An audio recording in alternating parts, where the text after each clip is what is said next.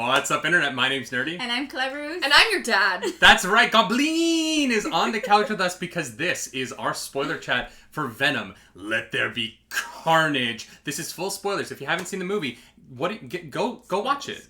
Go do something else. Yeah. Play Stardew Valley. I don't know. We get Nerdy Nightly. And we thought we'd share it with you.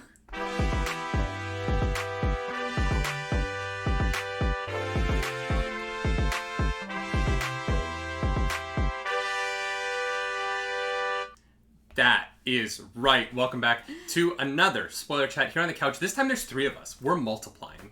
We are growing like symbiotes. Which, if you've seen Venom, which you should, this is a spoiler chat, that'll make sense. Yeah. You should have seen it. You should have seen at least one of the movies before coming here, because otherwise it's going to be very confusing. If you haven't seen either of them, this will be wildly confusing. No, we can sum it up in one sentence. Get head. That's it. I know I said that I was going to try to be less raunchy. No, that was perfect. We can sum up this movie in one sentence. Get head. Are there any blowjobs in this movie? No. I don't know. That we know visible. of. Yeah. Mm-hmm. Yeah. That we don't get to see any, unfortunately. No, there's not even there's no invisible blowjobs in this movie. What is happening? Well, I would like to contest, if we're jumping into it, the prison scene. The man who was, like, being disrespectfully choked against the wall, and then they were like, please, I have a family. And then something does go down his throat. That is 100%. true. 100%. But that is aggressive French kissing. Wow, I don't like that at all. But are we sure about the nerve endings in those appendages? It's very clearly Carnage's tongue. Sure, but it looks... Yes, there is a tongue shoved down a throat, but there are no... I don't think we can call that a blowjob. Are we sure that the alien symbiote anatomy can be very different from humans? Maybe they reproduce with their tongues. Do you know where an octopus's penis is? No. It's one of its legs. It's the shortest of its 8 legs. Yeah, so how do we know? That's why when, in Finding Nemo, when the one is like, this is my short one, the little octopus is talking about its penis. That's the joke. So how Disney. are we sure? I didn't know that. Disney Pixar. When you see a full-length symbiote, it's pretty smooth down there, so how are we sure that the tongue is not also the penis? We don't know, unless it's mentioned in the comments. I'm saying it's not a blowjob because that would be a non-consensual blowjob, and I don't want to talk about non-consensual. All right. I'm more comfortable with aggressive tongue murder than I am with non-consensual blowjobs. Yes. Okay. All right. That says a lot about North American society. Just gonna throw that out there. So Venom: Let There Be Carnage is a movie directed by Andy Serkis, starring Tom Hardy, Woody Harrelson, Wait, Andy Serkis directed this? I had no idea. We have done 2 trailer reactions where we have talked about this on this channel. Yeah. Andy Serkis, directed this movie. Mm-hmm. Andy Serkis was brought in to direct the sequel, and I think a lot of the reason was when they did the first one, they realized that what really worked was, and I talked about this in my non-spoiler review last night, the relationship between Tom Hardy and Venom, and Tom Hardy talking to Venom, really worked in the first movie, and is the strength of that movie and this one, I think. Mm-hmm. Mm-hmm. So you bring in the CGI performance capture god, Andy Serkis, to direct the movie, to try and like really hammer in Tom Hardy's performance to Venom, and I have to say, like I said last night, that part of the movie really works for me. Yeah, I think that's my favorite part of the movie, is Tom Hardy acting with himself, and the voice acting with himself, and I don't know why that tickles me, but like the fact that it's both Tom Hardy just brings me joy. Definitely the best part of the movie is the relationship, I think, with Tom Hardy and Venom for me. Well, we're in spoiler chat now, so I can say it. It's the only part of the movie that the movie cares about. Like the movie, every other plot, character, everything else lives solely in service of the Venom Eddie story. Yes. So much so that, like, if it's not important to that story, this movie finds a way to just kind of fluff it off. The worst offender of that is the moment where Woody Harrelson beats up the gas station attendant and then goes, "Have you got any of the internets?" And then Carnage magic hacks the Carnage's police. hotspot. We've decided Carnage's hotspot confirmed. Yeah, so. it's actually 00312 _Carnage. Yeah. That's it. We figured it out. Everything.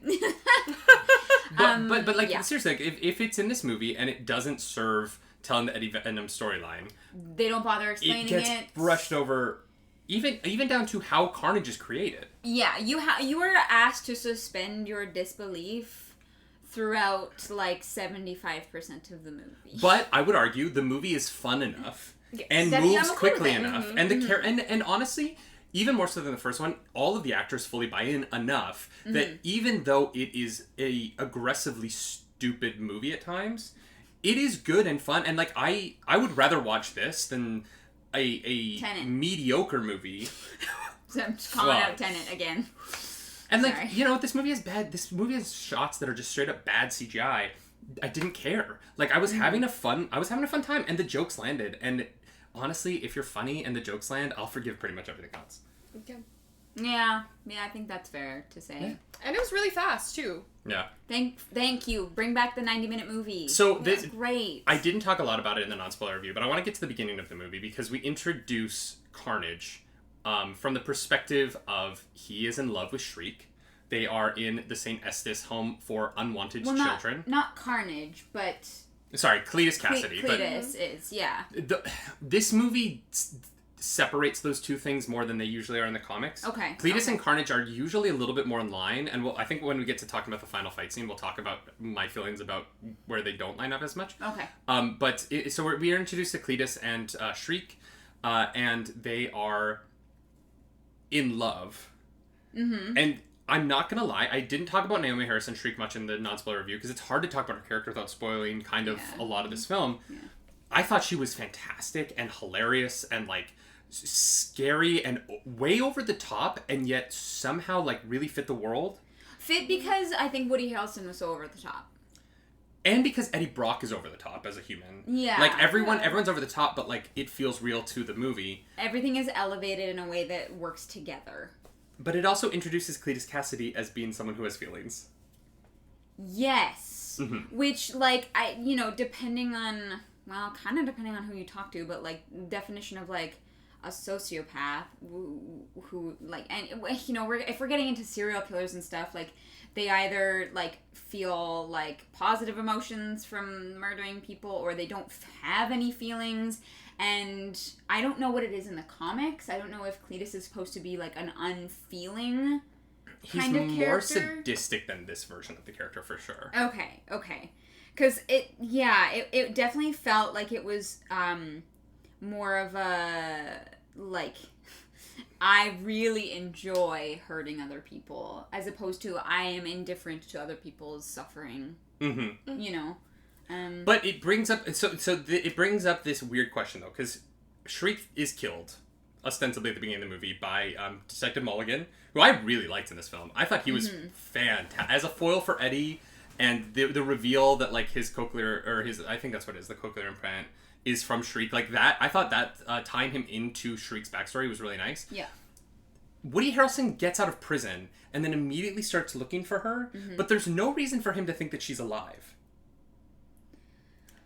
Like, there isn't really, like, he should be under the impression that she's dead because officially she's dead. Sure, but like, I think if you are that kind of person, that kind of character, I think, literally, she is the one positive thing he has ever had throughout his entire life.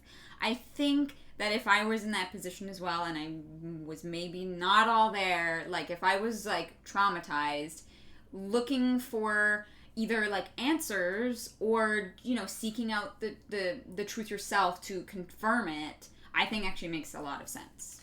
Well, no, but he was in the home, right? Yeah. Uh-huh. But we have no idea what happened between that and then him being in solitary confinement, isolation, jail, prison, death row. Death row. Yeah. Because eventually he gets out and like does more murder. Oh, he's out for most, but this is my point. Like, he's been free. He was free for years, killing people. Yeah. I just the movie never gives a good explanation as to why he is so gung ho now about finding her, as opposed to why didn't he find her during all of his freedom before. And why does he think that she's alive? Like, the movie really doesn't do any work to kind of justify his plot. Right. And so it's just like, oh, I love her, so I have to go find her. And I'm like, well, then what were you doing before? Why were you killing all those people? If his sole motivation... Because when we meet Cletus in this movie, he doesn't seem to care at all about killing people. His only motivation in this movie is finding Shriek, is finding his wife. Yeah. But then we're given this backstory that, like, he was out being a serial killer for a while. Yeah. But, like, why was he doing that? Like, him murdering people as a serial killer is weird, considering in this movie, he is set up as, if you hurt me, I will hurt you. He says it. He's vengeful. He killed his grandmother. He killed his mom because they hurt him. But, like, the movie... And then the movie is, like, his only motivation is Shriek. So, like...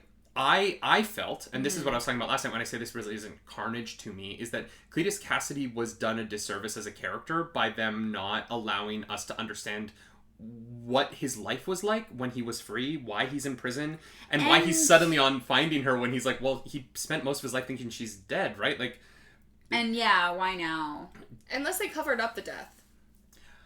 And yeah, but they did. But then how would he know that it wasn't a cover-up? Like, yeah. The movie... that doesn't... In service of the movie moving forward... They don't talk about it. They just ignore it. Yeah, they don't talk about it. And there's a few moments in this movie where they do that, and I enjoyed it, but, like, they're just kind of like, oh, whatever. Yeah. Yeah, and then, you know... Like, how did Shriek find Anne's house? No idea. That I literally turned to him... I saw... I was like, how the hell... She's like, Eddie Brock's apartment? Anne...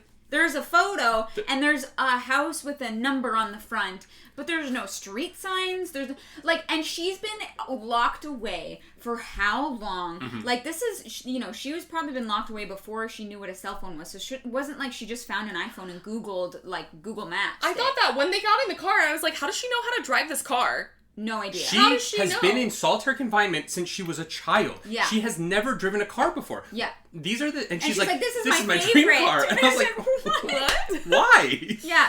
Yeah, no, she just magically finds Anne house. Literally the next scene she's there after seeing a photo of her in front of a building with a number on it. And I was like...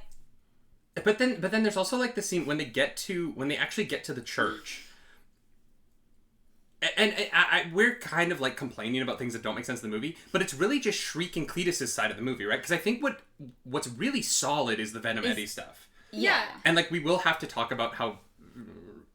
it's hard to say that Venom is better than Carnage when Venom kills almost as many people, like, innocent people in this movie as Carnage does. But on the Cletus Shriek side, this is what I'm talking about their story having been, like, kind of, like, pushed down. They get to the church, and then they start the wedding, and Cletus is like, oh, I found the detective for you. And she gets all excited. And I'm like, didn't you come here together? Like... She was there. He's also... He's behind the stone tablet. Like... Did you not know? Did you not tell her yet? How did you hide this? How did Anne get into the coffin 3 feet from him, and Anne was with Shriek, but you got the detective? Like, how... What was the choreography of hiding the detective? They hired the best wedding planner you've ever met who took care of it. That makes sense. So she goes in to get Eddie, and then she, like, finds the intel, and at that moment, because they capture the detective at Eddie's apartment, so when they're together, he sees it. Yeah, but she's, like, up in the apartment. So hypothetically, he could have seen that, snagged him, bound him in the car. And then they drove around, and he was just like, he kept it a secret? Possibly. Or maybe they were play acting. Maybe they were play acting to, like, how they think, you know, it's like, like, so we're gonna go on we've known each other for 5 years, but, like, we've never got to go on an actual date. Like, let's role play, you know? Like, let's role play being human. See, like, if that was the case, though, I wish they would have just made that explicit, because that would have been Yes. so funny if they were pretending. Yeah. I mean, I know nothing about the comics. I know nothing about... I've seen the first movie, and I enjoy it, but, I will say, I don't think that Carnage is a one-movie character, and I am a bit disappointed. I feel like a bit cheated on that character. He's, like, the best villain. He's, like, one of the great Spider-Man villains and Venom villains. Sorry, I have tapioca in my mouth. I like my bubble tea. I'm sorry. Yeah, for him to go out in one movie like this... And in one fight, like, and this not movie get comes a down to lot. Venom and Carnage have exactly one fight. Yeah. And then Venom murders Carnage, murders Cletus Cassidy, cuts the head off the snake, literally. And then we get the greatest end credit scene ever, which we'll get to at the very end of this. But, like, I felt like they started something really cool in the first Venom movie, and then they are, like, they're cutting it off here a little bit. Question. Yeah. Mm-hmm. Do you think this movie is fan servicey? Because yeah, I mean, I'm in certain fandoms and I'm on certain sides of certain social media places, and when I the only thing I knew about Venom when I went to see the first one is everyone's like, oh, Eddie and Venom, they're kids, like they're in a relationship, and I felt like this whole movie, I'm like, as someone who was like, yeah, they're basically dating. Yeah, I was like, oh, I'm watching a breakup movie, and I loved it. Mm-hmm. But it's less of a, it's not a superhero movie. Mm-hmm. It's like a romantic comedy. Well, but I wish you could have seen me tonight. Yeah, literally. Eddie dramatically against the wall. Like, yeah. Oh my god. And that rapper was like the only person who was like terrified. Everyone was like, which would happen at like a con. A full-fledged alien could walk in there and be like, I love your cosplay. It's so good. That scene cracked so fucking funny. And if you see Venom in that scenario and he's not hurting anyone, there's no reason to think he's violent, right? Like, I've seen but there isn't. No, I know. Right? Like, it's those teeth. if everyone is dressed up, but it looks and part of it is the CGI, but like it looks super fake, right? Like, it's not like none of these people have seen Venom. Half of them are drunk. Oh, yeah. I mean, they're all on... But Can you imagine looking at Venom on acid, though? Like, just looking at those eyes? Oh, my God, it would ruin my life. No, I've been like a whole milli of, like, Jack Daniels into con before, and then seen, like, a fully animatronic, I don't know the proper term for it, but it, like a Gundam? Like, basically, like a Khajiit I don't know if it's technically Persona, but, like, yes, they're animatronic. There's an animatronic cheetah that came to Dragon Con one year, and, like, it looked like a real cheetah. It was so freaking fascinating and cool. That's wild. But, like, many of Jack Daniels in, you're like, what? I'm sorry. Yeah, a few shots in, you're like, would I yiff that? No, I don't think... Cats have barbs in low places. I don't think you want to... I don't think That's you not want what yiffing is. There's one furry watching this video that's like, I feel seen. Oh my god. No, I hear what you're saying, though. It's the play acting of it's interesting. It's just... I understand they wanted this movie to clip along, and it really does, but I honestly feel like Naomi Harris and Woody Harrelson were interesting enough as Cletus and Shriek. Florence, I think her name is, or it's I think Florence. Oh, FB, as Shriek, right? Yeah. As Shriek. I think that they were interesting enough that I would have enjoyed a little bit more time spent with them. Francis. That's what it is. Yeah. I would have enjoyed a little bit more time spent with them in order to understand them a little bit better, especially Naomi Harris's Shriek. I really thought that she was doing really interesting stuff, but she kind of got the like sidekick treatment in this, as opposed to like the villain's love interest. That I wanted to, when she died, I wanted to genuinely sort of start to feel bad for Cletus, because I thought that was the direction they were going. Yeah. And they never quite got me there, and I think just a little bit more time spent with them that wasn't paced the way that it was, I think that I could have had that.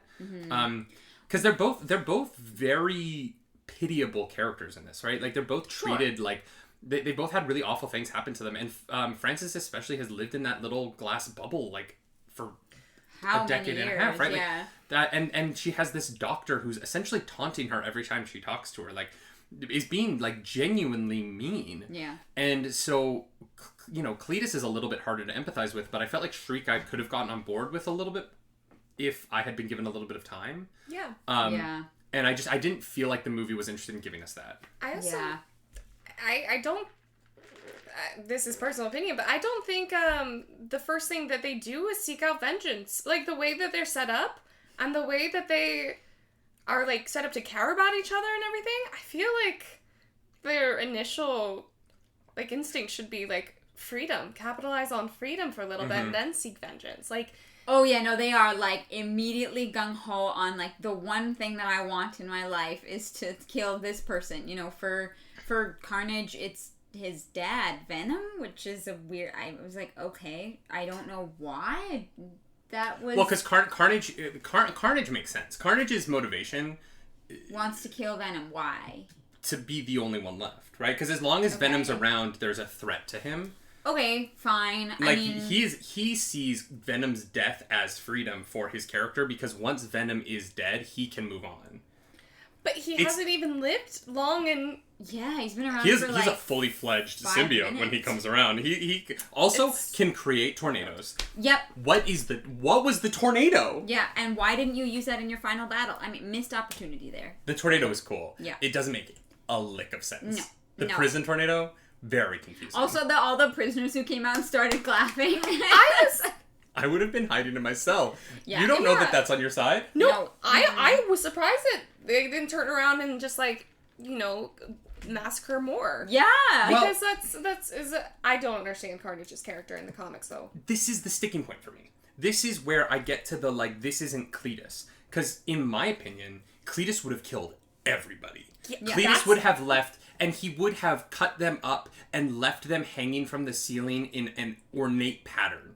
Yeah. And that ornate pattern would have been the clue to what he was doing next. And Eddie would have had to, like, walk around the room until he figured out the, like, angle he was supposed to look at it at, and then he would get the clue and he'd move on. And then there would have been more of a, like, murder mystery kind of plot. Yeah, like a true serial killer. That's, like, what I want from a Carnage movie. I want that kind of, like...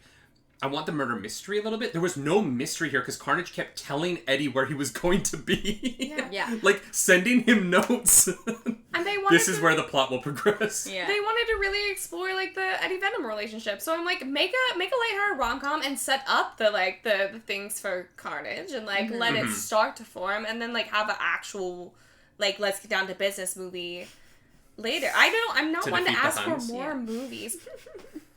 No, here's the thing. I love the 90-minute movie. You know, I thought that was great.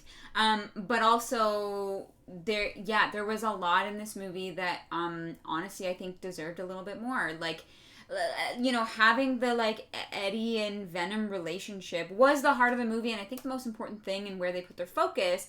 But they brought in such a momentous character as the villain for it, and did not have enough time to make it all work, which is unfortunate because I'm like all for the 90-minute movie. It's just there was just too much there. I also think the introduction of Carnage was too fast.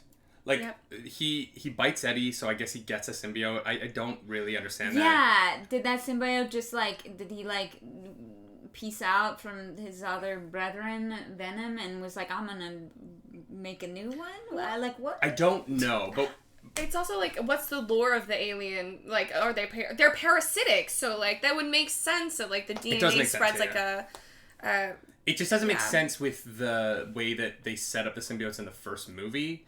It's also not how Carnage is created in the comics, but like there are different Carnage origin stories, so that doesn't matter as much. I was fine with it. I just wish that we could have, before breaking Shriek out, spent a little bit more time with Cletus and Carnage to see their relationship. Because I think that if the movie had paired Cletus and Carnage's relationship against Eddie and Venom's relationship, I think there could have been a really interesting story told about the difference between the two. So much so that when we got to the final moment and they're like, well, we're symbiotic and they're not, would have paid off better. But the only reason that Cletus and Carnage aren't symbiotic is because Carnage wants to kill Shriek for some reason. And like the reasoning behind that felt weak to me when I was like, I don't really get why you guys aren't working together at all. And that felt just a little tad forced. Yeah, I agree. And also, Venom and Eddie, not symbiotic after that. Like, their symbiosis does not help them win. Well, that's fair.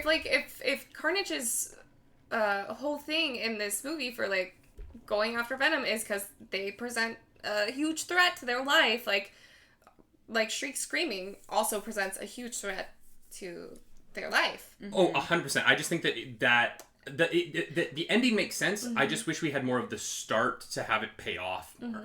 Like, I wish there was more... There wasn't enough specificity done behind things, I think. That's 100%. Because, like, if they're not so symbiotic, the first thing that happens is, like, when they're driving the car, and they're like, Cletus is like, you have to do something for me first, and Carnage is just like, okay, Yeah. fine. I'm like, okay, how do you view this, like, host body as, like, your dad? Like, you have daddy issues, obviously? Like, I want to explore your daddy issues, Carnage? Like, I need to know. Wait, you want to explore someone's daddy issues? Yeah, I'm I do. Shocked. But, like, they do seem like if you're playing the drinking game at home. they're working well That's a together at the beginning. And then all of a sudden they're not 100%, symbiotic. Yeah, I think the specificity point is a really good one, and I think that also carries over into the combat as well. Like, that end fight honestly felt really muddy to me. There were a lot of moments in it that I enjoyed, but like stained glass, like things. Beautiful shot. That Carnage on the stained glass, gorgeous. There were some amazing shots and like some really awesome stuff, but also there was some stuff where I was like, wait, I got lost in the middle of it a couple of times, either because of how it was shot or because they didn't really care enough to make it like cohesive. It's tough. It's tough because both symbiotes can do anything. And so like it's tough to like and neither of them show any damage at any point, so it's tough to even know who's winning when like they both seem to survive any blow because they just heal right away. And so like that whole fight, and like they're like piercing each other constantly with like Venom gets stabbed all like, the way through his body win? 1,000 times and like is fine. Yeah. And so it just like fire and sound are the only things that can hurt them, but they just keep punching each other, and it's like, what okay, we're just gonna and I get that. Like, it is tough when it's like we have these two characters who are just CGI masses that can just smack at each other for 20 minutes. Yeah. And it just doesn't matter because at the end of the day, it's really just Shriek's sound that can separate the symbiote like, from the body. Torch and the that was great. Giving Dan a really cool combat moment. That was a good touch. I liked it. Yeah. Mm-hmm. I mean, Dan can still go fuck himself, but All right, Venom. There's our 1F bump. I'm so sorry. No, it's fine. Fine. We get one. We get one. You're good. Anne and Dan. Question for you. I do want to talk about them because Michelle. What is her name? Michelle. Who's the actress who plays Anne? I looked She's it up so famous. 2 seconds ago. She's so famous. While you looked that up, there's one more comment about sound that I didn't understand. Yes. If it's all sound, then one of the most intense sounds in that movie is the first reveal of Carnage. Mm-hmm. His roar. Yeah. Why don't their roars affect each other? Why wasn't that It's frequency. They keep saying sound. It's not sound. Yeah, and I was like, it's like high-pitched ringing sounds. Okay. And that is like lore going all the way back. Because there's like explosions. No, it's not like, loud noises. Yeah. It's high-pitched noises. Okay. Like a dog whistle would like send them like crazy. Yeah. But like a really loud low rumble wouldn't do anything to them. They just keep saying sound because it's easier to say. Than but like frequency, I guess. Yeah. But yeah, like honestly, it's why like the alarm in Eddie's thing works, right? Mm-hmm. But like a crashing noise wouldn't. It's Michelle Williams. Well done. Very, very famous person. God, thank God her wig looks better in this movie. Same with Woody Harrelson. His hair looks so much better than the end of Venom 1. Yeah, I mean. But God, thank God that wig looks better. Yeah, to be fair, he's at the very end of Venom 1, so it's like... I know, but it was awful. It was bad. atrocious. But her wig was not at the end of Venom 1. It was throughout a lot of that movie, and... It was a choice. Her wig is so much better in this movie, and also, I love her in this movie. Oh, yeah, she's great. Her scene with Mrs. Chen, where she starts to hit on Venom to get him to, like, do what she wants, in front of Dan, I was like, this is, like, a very funny, like, weird, like... There's, like, a slight cuckold joke in here. There's, like, all these jabs at Dan. But also there's, like, this woman, like, using, like, sexual empowerment to, like, get an alien that shouldn't have any sexual feelings towards her to do what she wants. Like, I was like, I'm very into the joke of this scene. And and Michelle Williams played it really well. Yeah. Yeah, no, I thought she was great. And I also thought that, like, Dan, like, the actor, did a great job. Oh, he's great. I think that the whole, like, dynamic there is There's not going to be more aliens, right?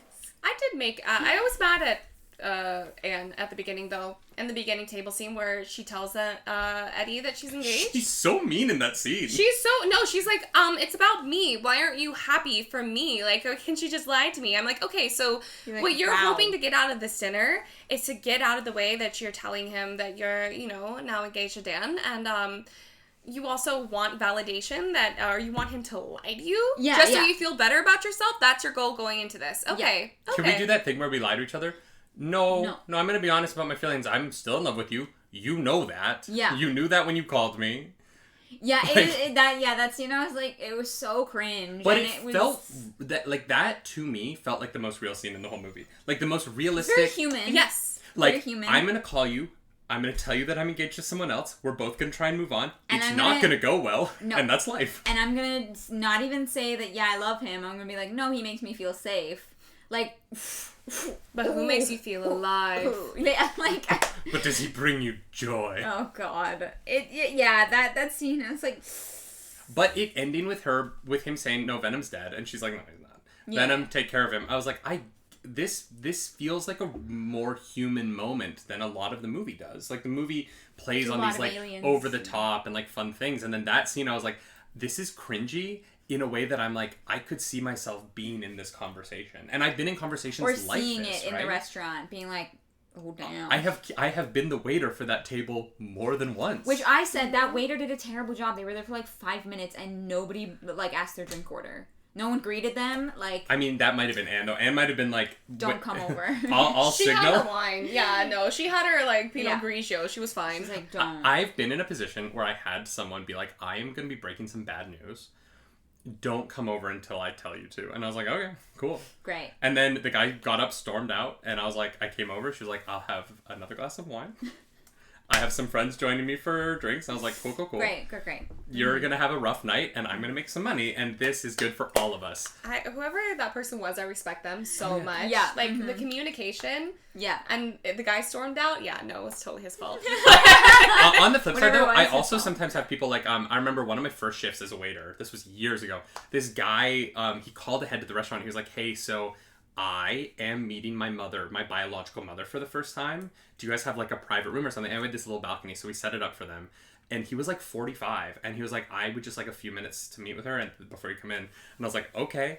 And so he like met his biological mom, who was this like 70-year-old woman, for the first time, and it was magic. Whoa. It was really cool. But like I did not go to that table for the first 40 minutes they were in the restaurant. Yeah. I gave them water, and then I left them alone, and then they ate, and it was nice, and he was very gracious afterwards. But I was just kind of like, I don't know how to interrupt you guys right now, because this moment is bigger than anything I've ever experienced. Yeah, that's next level. We've talked about a lot of the movies. Anything we haven't talked about? Mrs. Chen is great. Yeah. How do you guys feel about when Michelle Williams is She-Venom, as they call her? Femem. Venfem. No, I think it's usually referred to as She-Venom. Okay. I never understood why people thirsted after Venom, but like seeing Venom in Michelle Williams, I get it. I did something. It's it works. Yeah, I would like. It's not as sexualized as the first one. The first movie sexualizes a lot more with the kiss and all that stuff. But yeah, but I would not be upset to see it again. And more of that. That's all I'm gonna say. She-Venom coming to Disney Plus in 2023. And her whole attitude about things is like, okay, what are we doing? Let's get it done. Like, let's get it done. I'll do what needs to be done. So it was really refreshing to just have her do it and not. Well, she's had Venom before, right? Yeah, in the first one, yeah. But it wasn't like, I don't feel right about this. She was just like, no, let's. But I did appreciate the way I'm never doing this again. But actually, but it's kind of fun. Yeah. I'm never doing this again. Well, maybe. It's King Discovery. Discovery. It's really fun. Yeah. Yeah. That's. And it's that achievement unlocked, but it's fetish unlocked. She-Venom. That's a TikTok trend. It's very funny. Yeah, I think that worked. I thought Detective Mulligan really worked. Obviously, they're setting him up to be Toxin, kind of, but he doesn't have a symbiote. I don't know how they're going to do that. He just has different color eyes. But Toxin is red, so Toxin kind of looks like Carnage. Comics Toxin looks like what they designed Carnage in the movie to look like. Because he has the black around the eyes, which is typically a Toxin thing. Oh. The movie Carnage kind of looks more like Toxin than he does like Carnage in the comics. Oh. Carnage is usually more red. Carnage kind of usually looks more like he's like blood come to life, in my opinion. Okay. They visually wanted him to look more like Venom, and honestly, at a PG-13 rating, I'm not sure that you could get away with blood. Because the way that Carnage... Cletus in the comics, in order to release Carnage, Venom can just kind of come out of Eddie Brock. But Cletus has to... let blood out of his body for Carnage to come out of him. Oh. And so he's cutting himself a lot. And there's like that element of the Carnage storyline where like blood is a really big part of how... which is why they homage that in his first appearance, because he has the lethal injection and the blood comes out in the lethal injection, and then that blood causes the first incarnation of Carnage. They don't go through with it for the rest of the movie, but they do homage it the first time. Oh, okay. I do like that. That's like a power balancing mechanic that just makes sense. Yeah, I buy into that. It buys into the, like, really, like, Carnage is the most... Carnage might be the most messed up villain in any comic book. Like, the Joker's bad, but Carnage is so much worse. Like, there's I think it's Carnage USA, where Spider-Man shows up to this small town, and Carnage has killed everybody in the town. And it's just a town of bodies. And it's like, and there's just blood everywhere. And it is horrifying. And Peter Parker is literally, like... He calls them the Avengers because he's like, I can't do this by myself. It's too awful. Yeah. And so, like, when I think of, like, Carnage, I think of, like, that extreme. And that's what's missing from this movie is he's not that extreme. But you can't do that at PG-13 because you just can't. Yeah. 100%. I for a moment, I, like, wondered, because they didn't really set up how Carnage came into being. At first, I thought it was, like, a reaction between, like, the lethal injection chemicals... And, like, the movie's not interested in answering that question. Yeah. Carnage is dead. We're never going to know, right? Yeah, I guess so. It was just one of those things where it wasn't super clear to me, and it's gonna bug me. Like, yeah, thinking about it. The only thing before that is, like, wiping the blood away, and then it prickles on his finger. Yeah. And then he licks it. Yeah, because Eddie's blood is clearly something else, but... Yeah. I feel like we've gotten through everything that we can talk about. Is there anything, have we missed anything before we get into the end credit scene? Because I want to talk about the end credit scene. I lost it. We talked about the tornado. I really wanted to bring up the tornado because that one, that was like the only action moment in the movie where I was ridiculous. Like, what can't Carnage do? I guess he's Storm now. Yeah. All right, I'll buy it. Yeah. Although I will say, that tornado, one of the better CGI moments in the movie. I was like, oh, that looks really good. That's fair, actually. Yeah. End credit scene. Wait, what? It was something with the way they treated something or reacted. Oh, just like when they bite the head off of Cletus. Oh, how it's kind of a cheer moment. Oh, yeah, when they start to, like, milk the emotions, like, I just wanted your friendship. Mm-hmm. He was like, I was abused. Yeah, and after all that, the immediate reaction of, I won't say the line since I've already blew that word, but, like, Venom immediately comes out and he's like, nah, chomp, done. Yeah. It's so satisfying. Yeah. Because you're like, wait a second, is this movie trying to make me feel... Like, I was like, are they gonna, like, not... They're just gonna let this guy...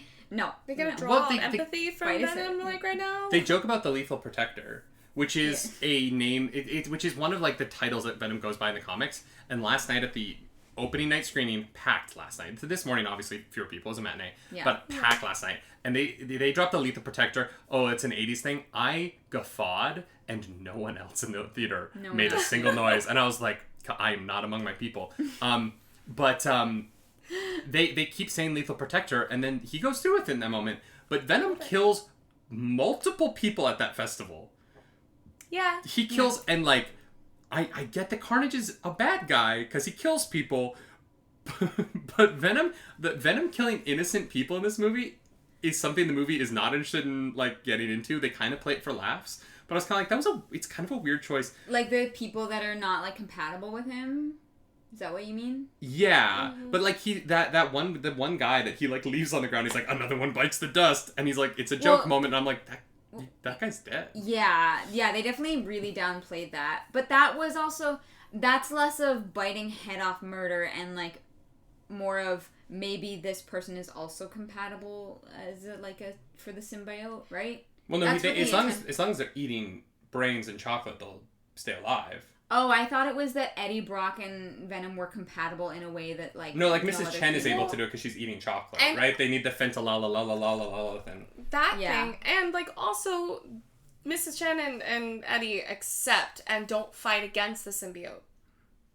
Oh, sure, but Venom is staying in that body until it dies instead of jumping to keep them alive. Like Venom That's true. It is the symbiote's decision to suck that person dry.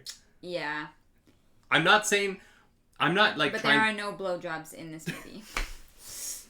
Sorry, that door was so wide open and you didn't move on fast enough and anyways. Okay, so the end credit scene. Venom is in South America, or the Caribbean, somewhere where they have telenovelas on, and it also beaches. He's clearly in the Caribbean or something like that, right? Yeah. And then an orange flash of light happens. He is in a much nicer hotel room. J. Jonah Jameson is on the screen, and he's talking about getting pictures of Spider-Man. And when I tell you last night that I screamed, I full belly, full throat screamed into the audience. And I was not the only one. They didn't get the Lethal Protector line, but these fools understand MCU.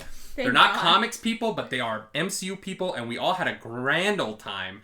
How do we feel about the setup that Venom is going to be in No Way Home? I'm really excited. I don't know how they're going to do it.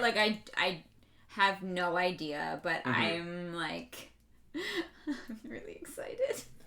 I think what's nice about this for the Spider-Man movie is their next trailer, because I think they still want to hide Tobey Maguire. I think they still want to hide Andrew Garfield. I think they still want to hide Green Goblin, right? I think they want to keep those things hidden, but they want to put something in the trailers. And now they can show that Venom's in, they can put Venom in the trailers now because we know he's in the movie because he's in Yeah.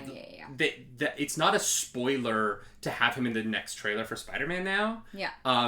And I think it opens up what they can show without spoiling anything in a nice way, so that they have more marketing to do without showing off stuff that would actually be a spoiler for the movie. Maybe that's why they moved up the date. For Venom? Yeah. They only moved it up by a week. No, but now you have an extra week of time. I don't know. No, because the next Spider-Man trailer is coming out with Eternals.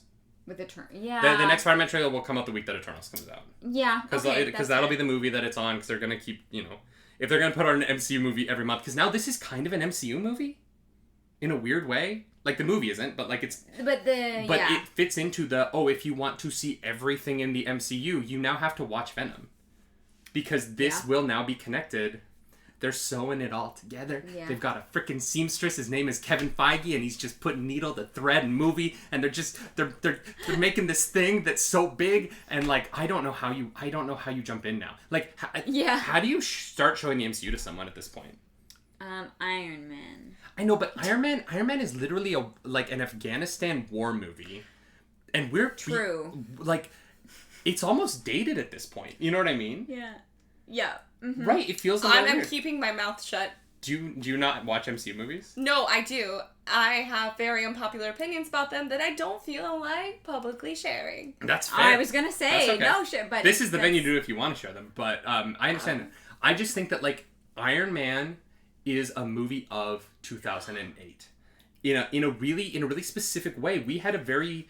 American culture had a different relationship with the war in Afghanistan than they do now. Yep. And watching Iron Man drop into Afghanistan and start blowing up tanks and stuff is a very different look in modern times than it was at that time. Yep. And I'm not saying it was a great look then. I'm just saying that we accepted it more. Yeah. And so, starting the MCU there and Incredible Hulk, it's kind of a weird beginning. It gets better... Right? In the later phases when things get a little bit... You start with Ant-Man. That's what you do. You start with Ant-Man.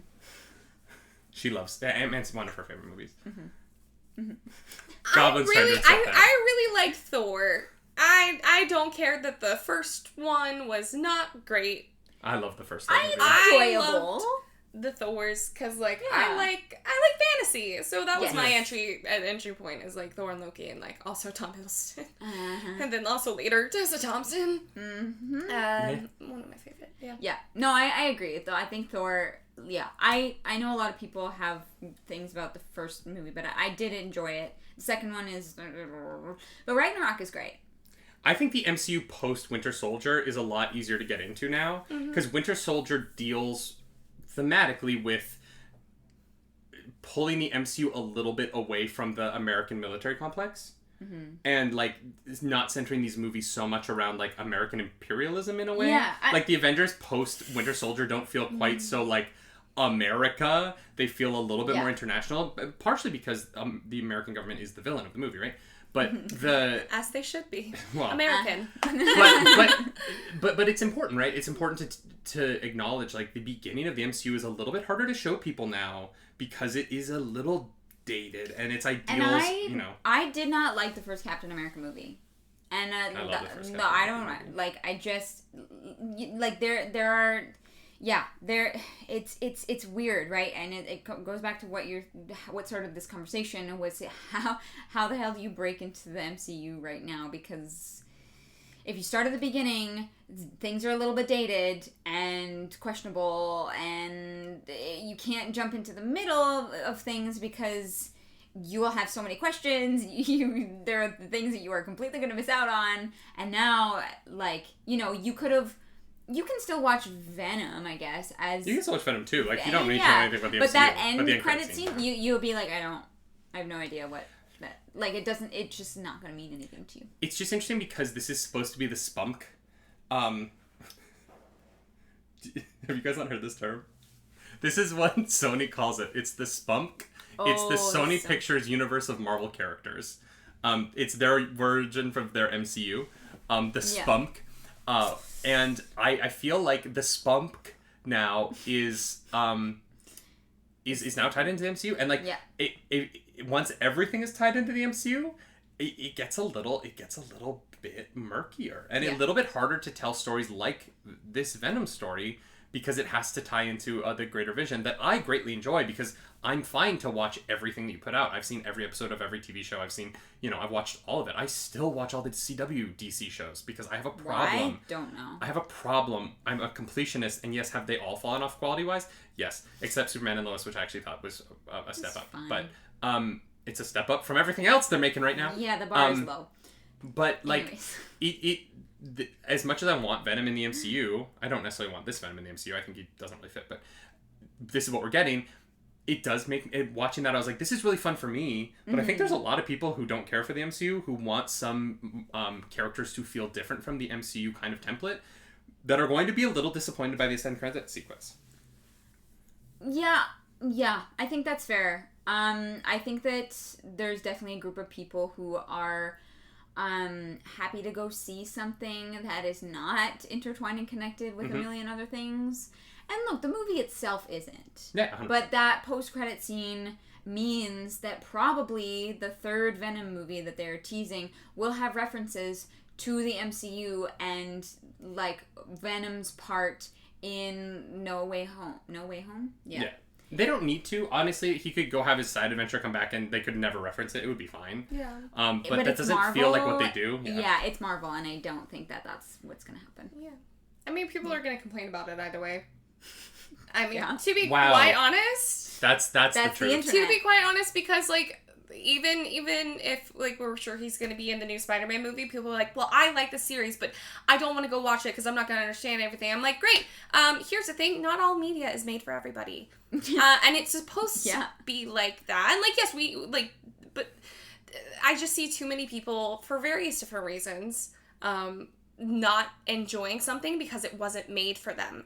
I won't get in. Someone recently told me that they, like, hated, Captain Marvel, and, like, knowing their background and knowing who they are, I'm like, well, you don't enjoy it because it wasn't made for you. Yeah, it was made for, like, people who have not seen, like, a character like that or, like, inspiration like that on screen. Like, it means a lot more to certain people than other people. Oh, for sure. I genuinely, I don't get it. People really, like, I don't get why people don't like that movie. I think that I love even if you don't love the way that Captain Marvel is portrayed because of the the one criticism in that movie that I totally get is that Captain Marvel at times doesn't feel like a character because she is so unaware of her own past that she's kind of a blank slate. And I'm like, that is the story they're telling, and that's a valid criticism. Yeah. But the characters around her are so fleshed out, and, like, Talos the Skrull is such a brilliant character, and Lashana Lynch as Maria Rambeau or Monica? Which one is she? Is she Monica? Or is Monica her daughter? I can't as the Rambeau that she's playing. Lashana Lynch brings so much character to that part that like the movie around Captain Marvel is really solid to me. The criticism of Captain Marvel I find very strange because it feels very much like I'm just mad at this movie and I'm like, okay, that's cool, but like the Skrulls look great. The de-aging of Nick Fury is like scary magic. Yeah. Scary magic. Wizardry. I just genuinely think that there are certain people who think that everything should be made for their demographic, and it shouldn't be, because that's how we get diverse stories told, and that's 100%. And like it's might be an active thing that people have to practice. Like, I enjoy media that's not made for me because I can celebrate in like different people's like stories, and like I like seeing that, but I don't think it's a reason to say like things are bad.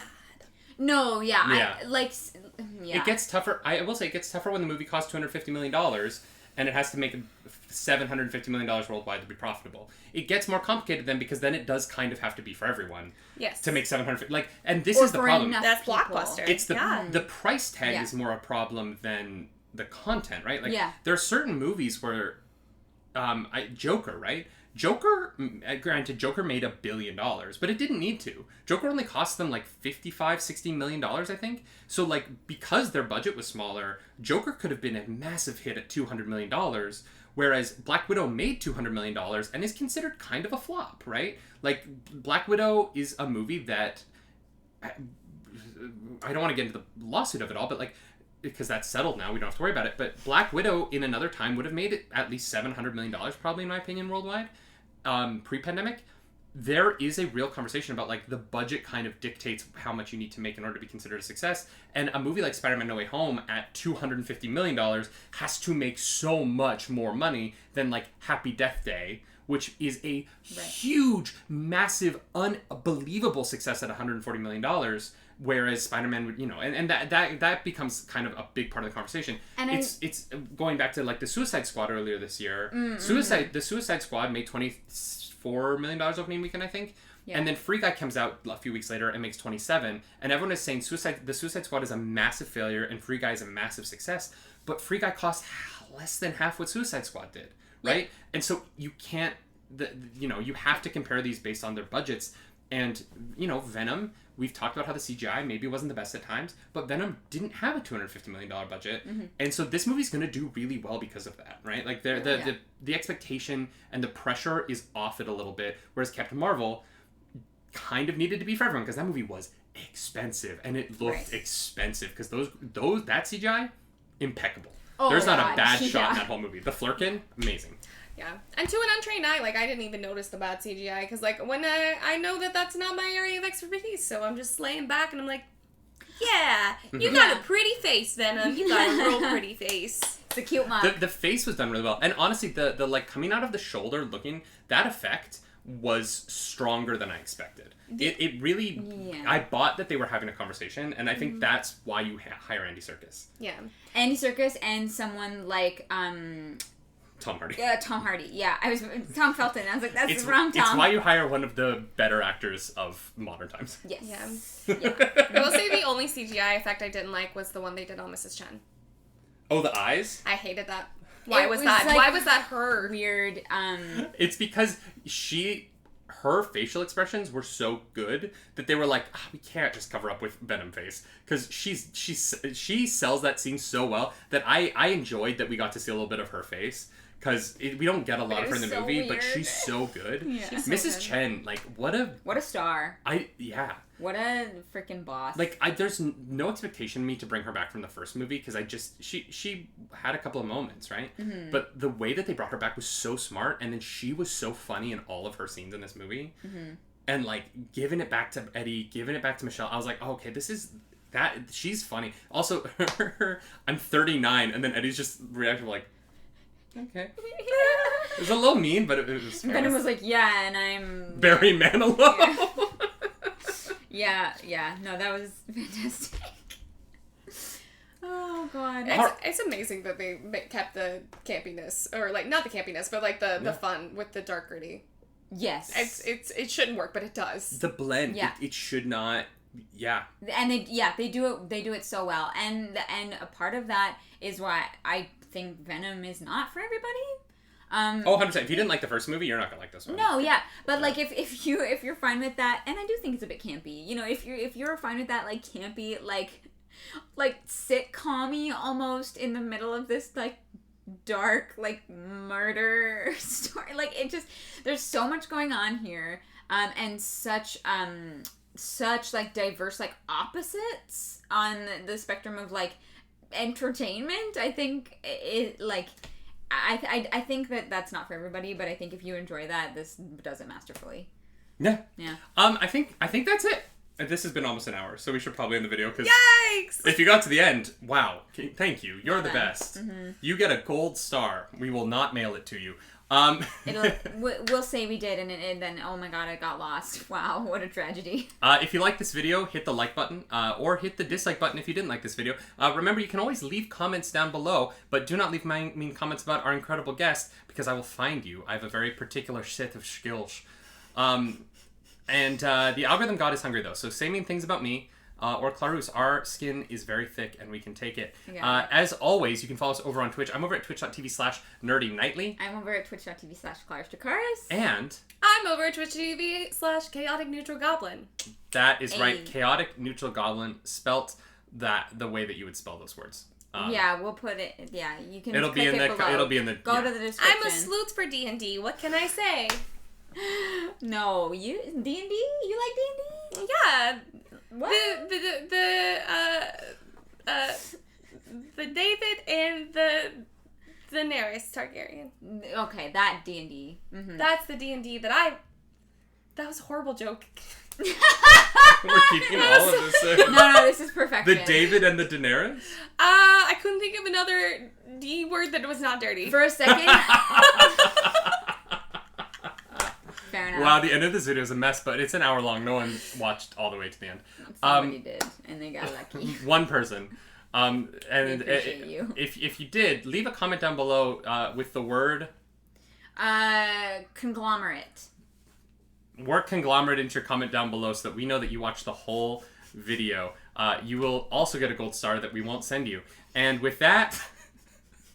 We need to end this video right now. We didn't even talk about the fact that this Venom song from Venom 1 is sung in the world of Venom 2. Oh, it's perfect. It's perfect. It's all I needed in my life. And for a moment... Venom is like, what?